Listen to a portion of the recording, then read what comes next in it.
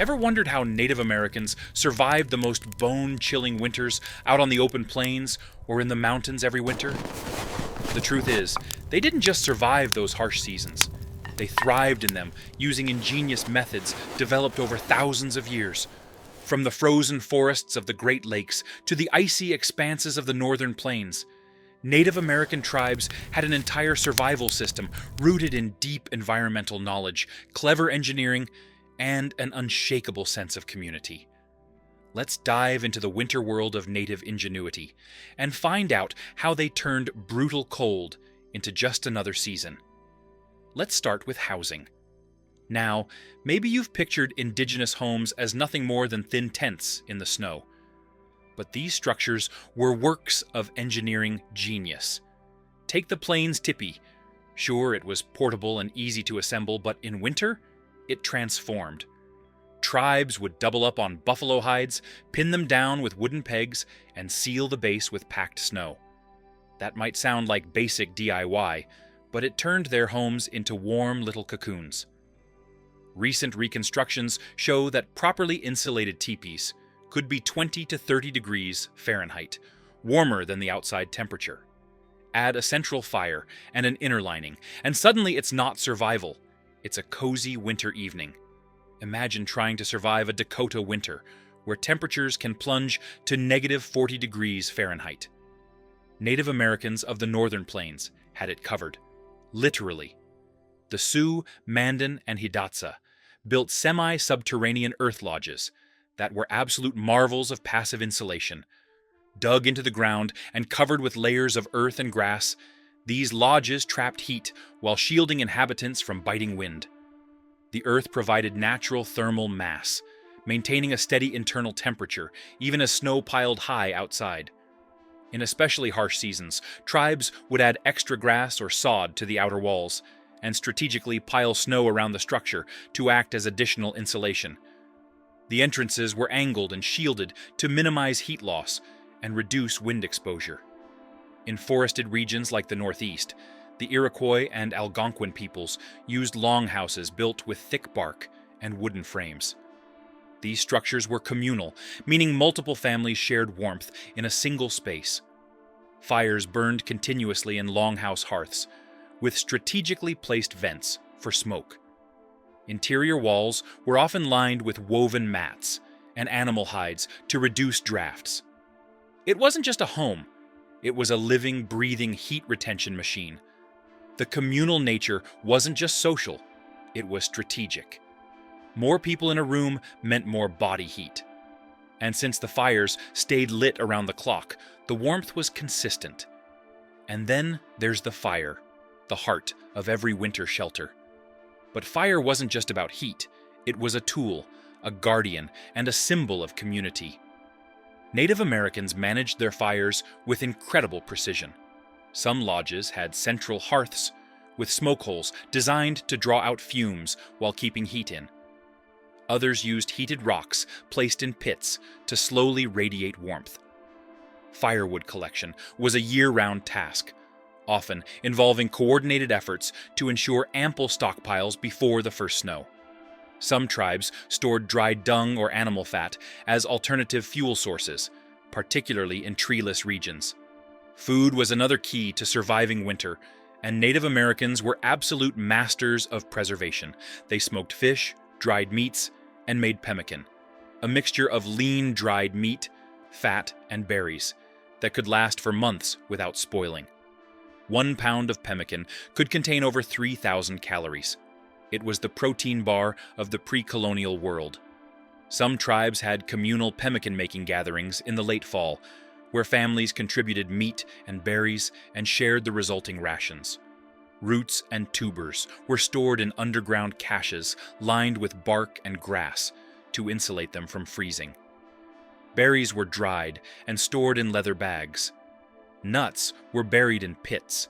Snow and ice became natural refrigeration systems. In some areas, food was even preserved in frozen lakes or streams, stored under the ice until it was needed. Water access in winter wasn't easy, but native tribes had solutions. Snow was melted over fires or rocks. In forested areas, they tapped trees or collected water from evergreen branches. Animal bladders and leather bags were used to store and transport water. People even made snowshoes to travel across deep snow efficiently while hauling supplies. Some communities created ice-cutting tools from bone or stone to access rivers or lakes beneath frozen surfaces. And speaking of movement, winter wasn't just a time to stay put. Many tribes had seasonal mobility patterns. They would move to wintering grounds in valleys or forests, where conditions were milder and resources more abundant. Trails were established and memorized over generations, with rest stops, water sources, and hazards all mapped mentally and passed down through oral tradition. These routes were sometimes marked with natural landmarks or stone cairns to aid in navigation. Sleeping arrangements were strategic too. Families slept close together under thick robes made from bison hides. Some tribes used elevated sleeping platforms to avoid the cold air that settles near the ground, and fire-warmed stones were wrapped in leather and placed near feet or under blankets to radiate heat all night long. Children and elders were always placed at the center of sleeping clusters to benefit from the collective body heat. Beds were sometimes built over animal hides and packed straw for additional insulation. They also arranged sleeping quarters based on prevailing wind direction to minimize cold drafts. When it comes to winter survival, the American bison was the undisputed MVP. Tribes across the plains and beyond relied on every part of the buffalo to get through the coldest months. Thick hides became robes, bedding, and insulation for teepees. Sinews were turned into strong, durable thread. Bones became tools, needles, and even sled parts. And the fat? That was rendered into tallow, used for waterproofing, cooking, and adding much-needed calories to cold-season meals. A single buffalo could supply a family with an entire survival kit. The hides, especially when left with the fur on, were prized for their incredible insulating power. People wore them fur side in, trapping body heat and repelling moisture. In ceremonial use, buffalo skulls were sometimes placed in homes or at winter camps to invoke protection and abundance, a spiritual anchor during the most challenging season. Clothing in these months wasn't a matter of fashion, it was a science. Native winter wear combined practicality with finely honed tradition. In northern regions, people dressed in carefully layered outfits made from animal hides and furs. Leggings, moccasins, mittens made from beaver or raccoon, and long outer robes were all standard. Hooded cloaks and fur-lined caps offered vital protection against biting wind and snow. But it wasn't just about piling on layers. These garments were part of a refined system designed to preserve heat while allowing movement. Moccasins, for example, were often double-layered and stuffed with moss or dried grass to keep feet warm and dry. Some winter coats had clever design features like drawstrings and toggles that could cinch closed at the wrists, waist, and neck, effectively sealing out the wind. Archaeologists have even uncovered garments stitched in specific patterns to reduce heat loss while maximizing flexibility for hunting or traveling. Even babies had their own tailored cold weather strategy. Infants were swaddled in layers of soft fur and tucked into cradle boards lined with moss. But this wasn't just any padding. The moss served triple duty. It insulated, wicketed away moisture, and kept the baby warm and dry. Think of it as the original thermal baby carrier. In colder regions, cradle boards were kept near warmed rocks or close to the central fire, making sure even the youngest members of the tribe stayed snug and safe. Material choice mattered just as much as design. When wool was available, mainly through trade, it was often left unwashed to retain its natural lanolin, which made it more water-resistant. Tribes also wove nettle fibers and soft moss into the inner layers of clothing for their moisture-wicking properties. And get this, they even ranked moss types by warmth and antimicrobial benefits. Some communities appointed designated moss collectors who knew exactly where to find the best stuff. Yes, moss was that important. And timing mattered too. Switching to winter gear wasn't guesswork. It was guided by nature. People watched animal behavior, the migration of geese, the shriveling of berries, and the bite of the first hard frost. These signs were reliable indicators that it was time to transition into winter mode. In fact, they were often more accurate than some modern weather apps. Mobility didn't stop when the snow started falling. Snowshoes were a brilliant adaptation to winter terrain, and Native American designs were both functional and beautiful. Crafted from bentwood frames and rawhide webbing, they distributed weight over a wider area, allowing wearers to glide over snow instead of sinking into it. Different tribes had different styles, fine-tuned for their landscapes. The Ojibwe and Cree favored long, narrow shoes, ideal for forest trails, while the Iroquois used broader, rounder designs, perfect for deep powder. These weren't just tools. They were also works of art, often decorated with carved details or dyed patterns that blended craftsmanship with cultural identity. And then there were the sleds and toboggans. These weren't just for fun. They were essential for hauling food, firewood, and even people. Pulled by dogs or people, these wooden sleds made winter mobility practical, even in deep snow. In some Arctic cultures, dog sleds became lifelines for entire communities. Harnesses were carefully crafted from rawhide, and sled runners were maintained with animal fat to prevent snow buildup. In addition to housing, food, and clothing, social structures were key to winter endurance. Elders were the keepers of weather lore and seasonal rituals, while youth performed labor-intensive tasks. Gender roles, though flexible, often saw women leading food storage and preservation efforts, while men maintained traps and hunted game. The social structure also played a huge role in winter survival.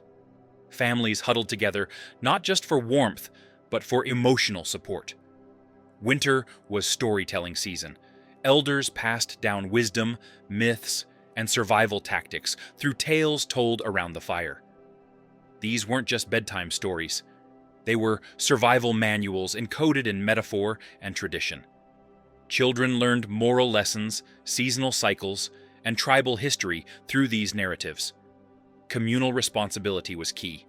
Everyone had a role, whether it was tending the fire, preparing food, crafting clothing, or caring for children. Resource sharing was a moral and practical necessity. In many tribes, it was considered dishonorable to hoard food or firewood during winter. Mutual aid networks extended even to neighboring families, with signals or markers indicating a need for help. Spiritual practices also aligned with winter. This was a time for reflection, prayer, and ceremony.